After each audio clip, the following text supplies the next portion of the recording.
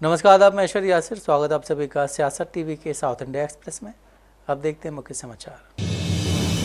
BRS chief और तेलंगाना के पूर्व मुख्यमंत्री के चंद्रशेखर राव ने आज सीनियर बीआरएस लीडर और सिद्दीपेट एमएलए टी हरीश राव के पिता सत्यनारायण राव के पार्थिव शरीर पर श्रद्धांजलि दी। राव का उम्र से जुड़ी बीमारियों की वजह से सुबह सुबह निधन हो गया। केसीआर ने कोकापेट में घर पर सत्यनारायण राव के पार्थिव शरीर पर पुष्पांजलि अर्पित की। दिन में पहले बीआरएस चीफ ने खबर सुनने के तुरंत बाद हरीश राव से फोन पर बात की और अपनी गहरी संवेदनाएं जाहिर की। इसके साथ ही बीआरएस के काफी सारे लीडर्स और कार्यकारी अध्यक्ष के.टी. रामाराव भी वहां पर मौजूद रहे।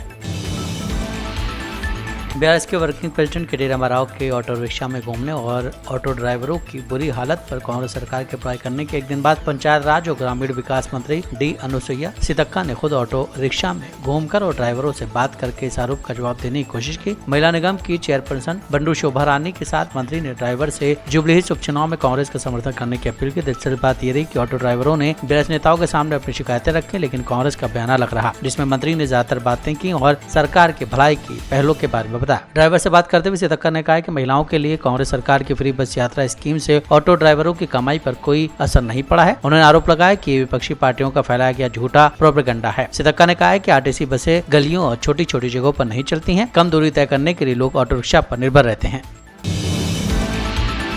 तेलंगाना के लोगों को भारी बारिश के लिए तैयार रहना होगा, क्योंकि आईएमडी हैदराबाद ने रेड अलर्ट जारी किया। इसके अलावा मौसम विभाग ने आंधी तूफान, बिजली वगैरह के लिए भी चेतावनी जारी की है। बारिश और आंधी तूफान की उम्मीद को देखते हुए आईएमडी हैदराबाद ने तेलंगाना के अलग अलग जिलों के लिए रेड अलर्ट जारी किया है। शहर के मामले में मौसम विभाग ने आज तेज हवाओं के साथ बारिश या आंधी तूफान का अनुमान लगाया है। आईएमडी ने शुक्रवार तक सुबह के समय धुंध या धुंधलापन रहने का भी अनुमान लगाया है। आईएमडी के मुताबिक बारिश और आंधी तूफान की उम्मीद को देखते हुए लोगों को अपनी यात्रा उसी हिसाब से प्लान करनी होगी।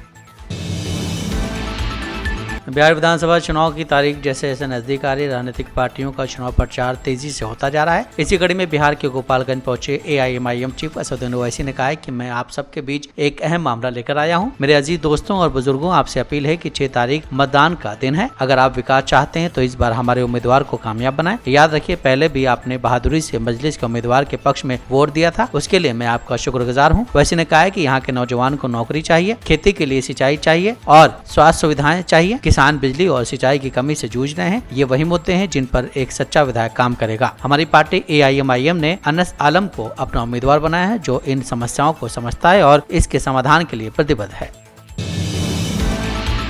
चक्रवाती तूफान मोन्था की वजह से आंध्र प्रदेश और ओडिशा के तटीय इलाके काफी प्रभावित होंगे। इसके आने से पहले चेन्नई में कई राहत केंद्र बनाए गए हैं। अब तूफान को देखते हुए आज विशाखापट्टनम हवाई अड्डे से संचालित होने वाले कुल 32 उड़ानें रद्द कर दी गई हैं। रिपोर्ट के मुताबिक विशाखापट्टनम हवाई अड्डे के निदेशक ने कहा 27 अक्टूबर को एयर इंडिया एक्सप्रेस की 2 उड़ानें रद्द कर दी गई हैं। उन्होंने कहा है कि हम हर दिन 30 से 32 उड़ानें संचालित कर रहे हैं, जिनमें घरेलू और अंतर्राष्ट्रीय दोनों शामिल हैं। आज वो सभी उड़ानें रद्द कर दी गई हैं। उन्होंने कहा है कि हवाई अड्डे ने एएआई के दिशा निर्देशों के मुताबिक भीषण चक्रवाती तूफान से बचने के लिए सावधानियां बरती, जिनमें चक्रवात से पहले और बाद के चरण शामिल हैं। इसी तरह विजयवाड़ा हवाई अड्डे ने 16 फ्लाइट कैंसिल की हैं, लेकिन 5 फ्लाइट संचालित की हैं। विजयवाड़ा हवाई अड्डे के निदेशक ने कहा कि सोमवार विशाखापट्टनम के लिए केवल 1 उड़ान रद्द हुई थी, लेकिन आज दिल्ली और मुंबई से देश भर के कई जगहों के लिए 16 उड़ानें रद्द कर दी गई हैं। नेतृत्व परिवर्तन की अटकलों के बीच कर्नाटका के deputy CM DK Shivakumar की दिल्ली यात्रा के बाद कर्नाटका के मुख्यमंत्री सिद्धरामैया ने मंगलुरु में दोहराया कि कांग्रेस आलाकमान उन्हें मुख्यमंत्री के रूप में जारी रखने या नहीं रखने का फैसला करेगा। इसको लेकर अब बीजेपी नेता सीटी रवि ने कहा है कि गड्ढों से होने वाली मौतें, बलात्कारों, हत्याओं, किसान आत्महत्याओं और भ्रष्टाचार जैसे वास्तविक मुद्दों से लोगों का ध्यान भटकाने के लिए सीएम हर दिन ऐसे बयान दे रहे हैं। कल चीफ मिनिस्टर मंगलुरु में बोले हैं कि अगर हाईकमांड ओके कहा तो मैं 5 साल पूरा करता हूँ।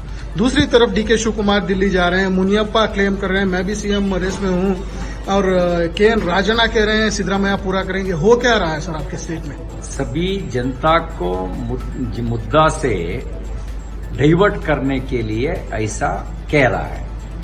पाट होल के वजह से 11 लोग का मृत्यु हुआ, 12 लोगों का मृत्यु हुआ। किसान आत्महत्या में कर्नाटक नंबर 2 पोजीशन में है। हर दिन रेप, मर्डर न्यूज आते रहता है, और उसके साथ साथ कुछ कंपनी कर्नाटका छोड़कर बाहर निवेशन करने के लिए जा रहा है।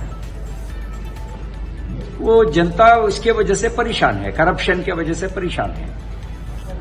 उस मुद्दा से डाइवर्ट करने के लिए जनता को ऐसा बयान हर दिन करते रहे। नहीं है तो कौन पूछा है? हम लोग नहीं पूछा। कांग्रेस को जनता 5 साल के लिए उसको 136 सीट जिताया है जनता ने। हम वहां मुख्यमंत्री पद में भाजपा जाके तुरंत बैठ नहीं सकते। हर दिन हमें है ऐसा कहने का जरूरत है क्या? इसका मतलब जानबूझकर सीएम, डीसीएम, सभी मंत्री लोग इश्यू से डाइवर्ट करने के लिए ऐसा बयान कर रहा है। क्या कहेंगे सर? होना चाहिए।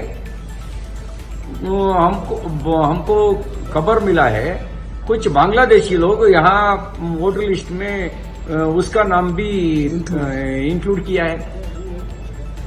इटली से नेता आना, बांग्लादेशी से, पाकिस्तान से वोटर्स आना, वो भारत का डेमोक्रेसी होता है क्या? कांग्रेस कह रही है कि संविधान एक्सेप्ट करता है क्या?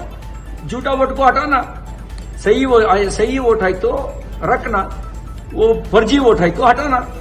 कांग्रेस कह रही है बीजेपी और इलेक्शन कमीशन की मिली भगत, दोनों मिलके ये सारे साजिश कर रहे हैं। कांग्रेसियों ने पाकिस्तानी और बांग्लादेशियों के मिल करके भारत का डेमोक्रेसी को डिक्टेट करना चाहता है।